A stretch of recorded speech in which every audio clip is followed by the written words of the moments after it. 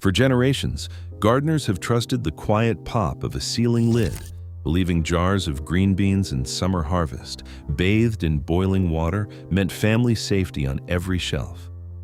But behind this cherished ritual lies a hidden science.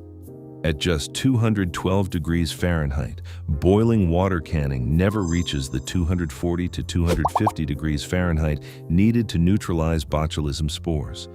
The result is a pantry that looks perfect but could harbor an invisible danger. If the comfort of tradition has masked a silent risk, what does true safety really require? A home gardener stands in the kitchen, hands wrapped around a warm jar just pulled from the canner. The lid cools, and with a gentle pop, the vacuum seal forms, a sound that has signaled safety in kitchens for generations. Shelves fill with rows of green beans, each jar clear and flawless, the vegetables inside suspended in perfect order. There is pride in this ritual, passed down through handwritten recipes tucked into family cookbooks, each one promising a taste of summer in the depths of winter. The seal is more than a technical milestone. It feels like a promise kept.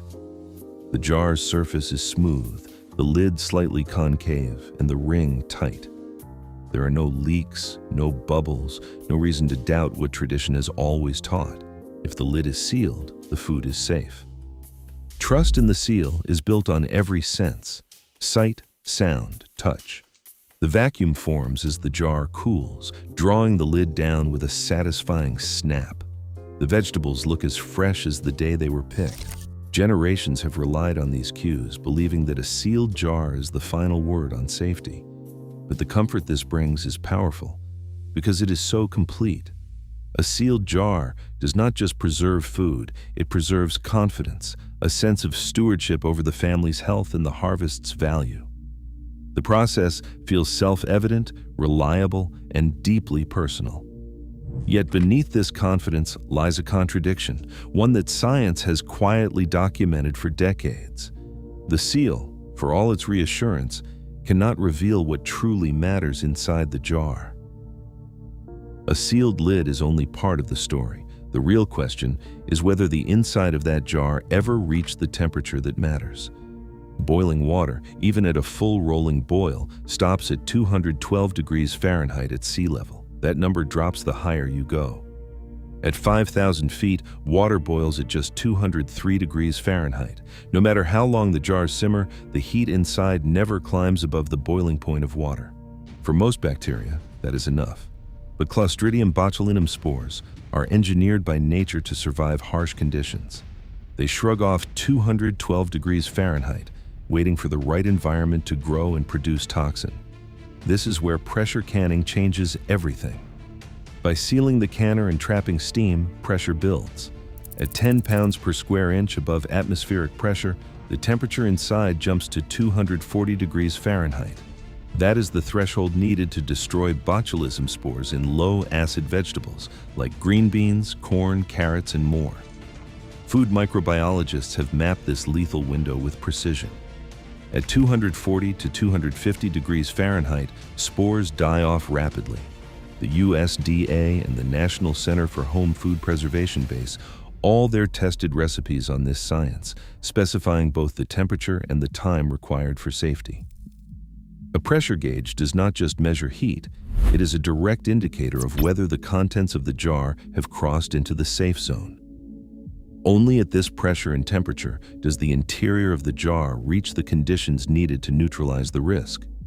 The difference between 212 degrees Fahrenheit and 240 degrees Fahrenheit is invisible to the eye and inaudible to the ear, but it is the only difference that matters when it comes to low-acid foods.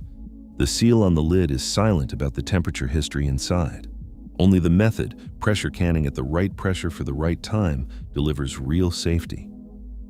A single jar of home-canned green beans sat untouched for days on a kitchen shelf in rural Ohio.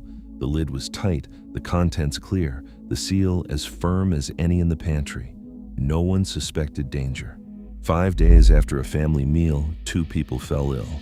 Blurred vision, muscle weakness, trouble swallowing. Within hours, breathing became impossible without machines. The hospital called in a state health investigator who traced the source back to the green beans. The canning method had followed a family recipe using a boiling water bath, not a pressure canner. In the laboratory, samples of the leftover beans tested positive for type A botulism toxin. The jars had looked flawless, no bulging, no leaks, no off odors, yet the toxin was present in lethal amounts. One family member died before antitoxin could be given. The survivors spent weeks on ventilators, their recovery slow and uncertain. The investigator later described the scene: shelves lined with jars, all sealed, all seemingly perfect. But the science was clear. The boiling water bath had never raised the temperature above 212 degrees Fahrenheit. The spores inside had survived, germinated, and produced a toxin that could not be seen, smelled, or tasted. The family's trust in the seal had been absolute. The reality inside the jar was silent and deadly, invisible to every sense but confirmed by laboratory results. This case is not an outlier, but a warning. The danger is real, even when everything looks right. Old cookbooks line the shelves of American kitchens, some stained by decades of use, their pages offering water bath canning instructions for green beans and other vegetables. These recipes, passed down through families and shared at county fairs, rarely mention pH or pressure. Instead, they repeat the same simple formula: fill the jars, cover with boiling water, and process in a bubbling bath. This method became tradition, reinforced by the visual success of a sealed lid and the absence of spoilage.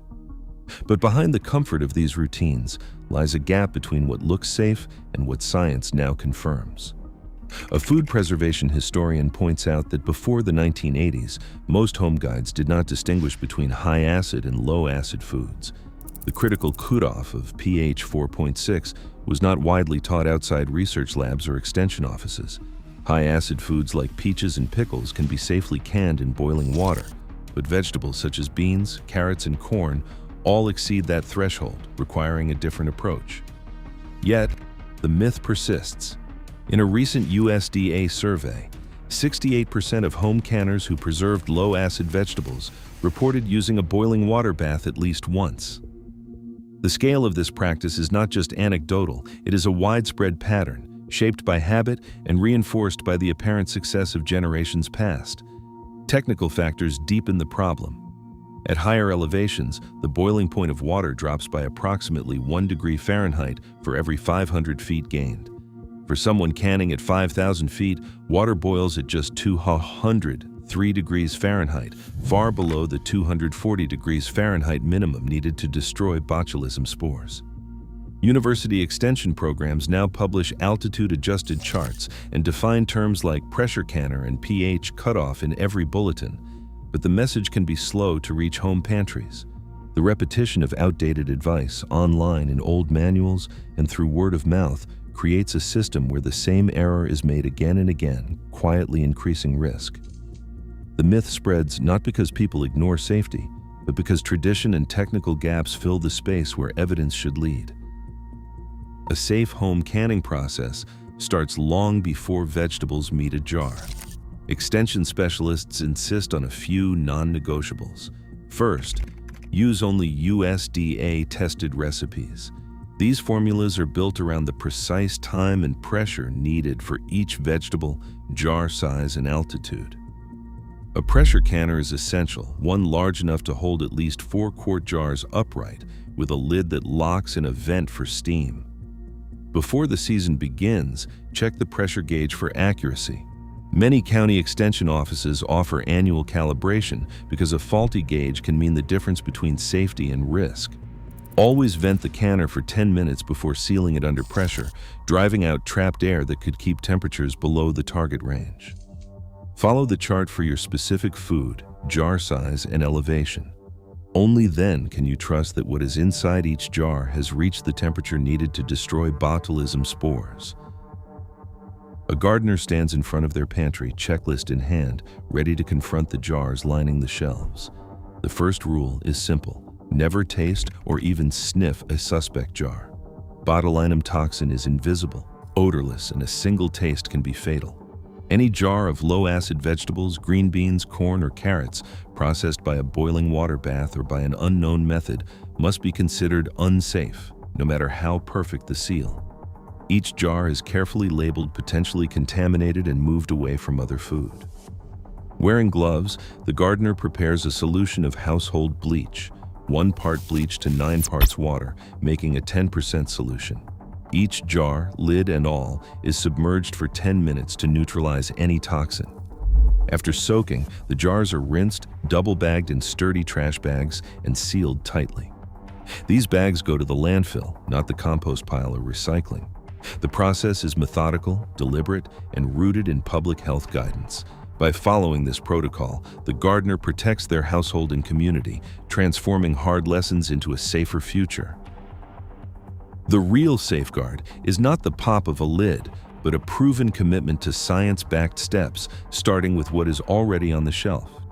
Today, home-canned vegetables still cause more U.S. botulism outbreaks than any other food.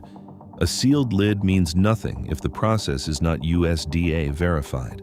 Botulinum toxin is invisible, odorless, and lethal. Do not trust tradition. Do not trust the seal. Trust the process and verified laboratory-tested methods. Your safety depends on it.